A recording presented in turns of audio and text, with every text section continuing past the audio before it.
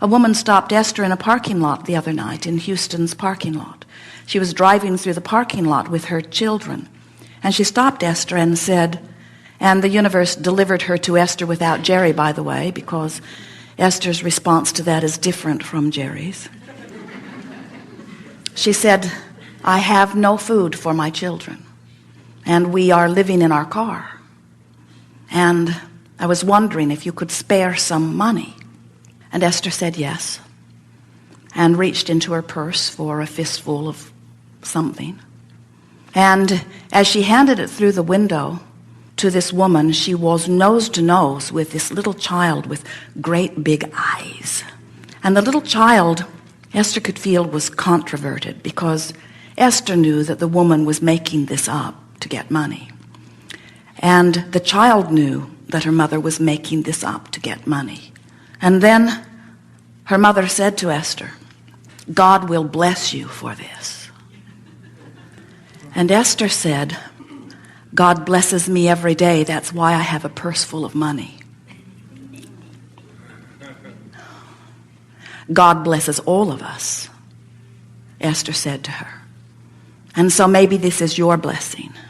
But I don't think it's the money that is the blessing. I want you to know that you deserve a good life. And it's clear you haven't quite figured out how to get it. But you don't have to tell stories to get it. You deserve a good life. And then Esther said to the little girl, you have a very good mommy. She's looking out for you. And Esther saw the lady begin to cry, because she needed much more than the cash that Esther handed to her. Acknowledgement that she could do this, and in fact, in her very unconventional way, was doing it. And then Esther said, life is supposed to be good for all of us.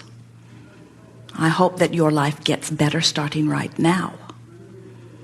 And as the woman drove away, Esther thought, I wonder if life will start getting better for her now.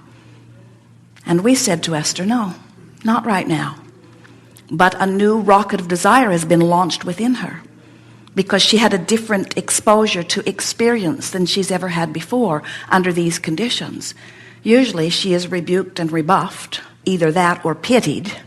And in this case, she was met with someone who fully expects her to get hold of her life experience and begin reaping the benefits that are her legacy.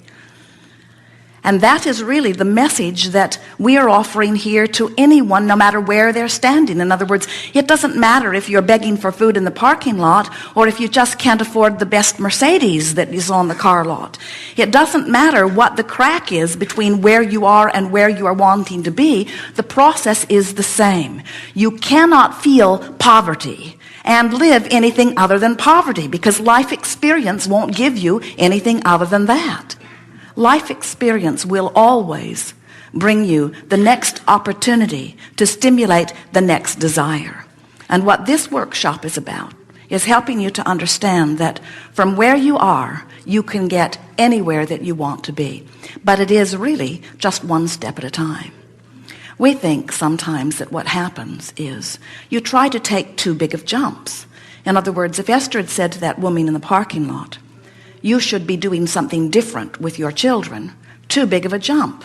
If Esther had said to the woman in the parking lot, you know, this is not the way to go about anything. There are other ways to go about this, too big of a jump.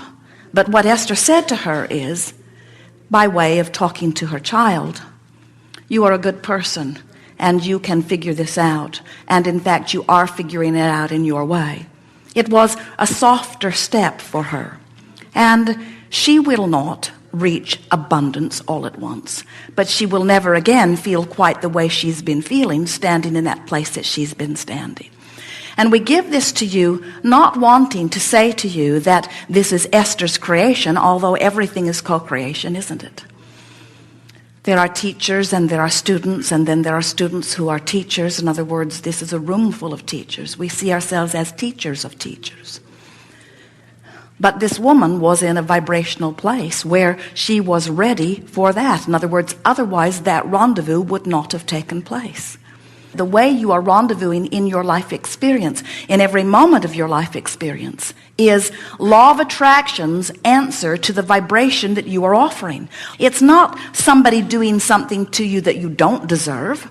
Esther said to this woman, yes, I am blessed, and so are you. We all just have to let it in. Law of attraction's answer to your vibration is what is surrounding you constantly. Law of attraction says whatever you're offering vibrationally, which means whatever I'm feeling about whatever I'm observing, whatever I'm feeling is the indication of what I'm offering vibrationally, and what I'm offering vibrationally is what law of attraction is answering. So if you want to know what your vibrational output is, it's so simple. Look around. Look around the people who surround you. Look around your own surroundings. Look around your environment. But then we must say to you, don't look around your environment in comparison with what other people are attracting. Look around your environment in relationship to what you desire to be there.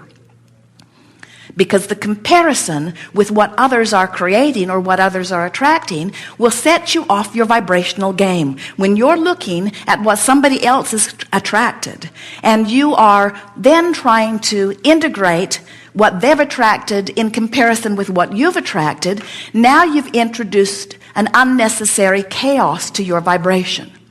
When you understand that there are not infinite points of vibrational relativity to which you must find alignment, but only 2 vibrational points of vibrational relativity to which you must find alignment, then your guidance kicks in and life is easy for you to figure out.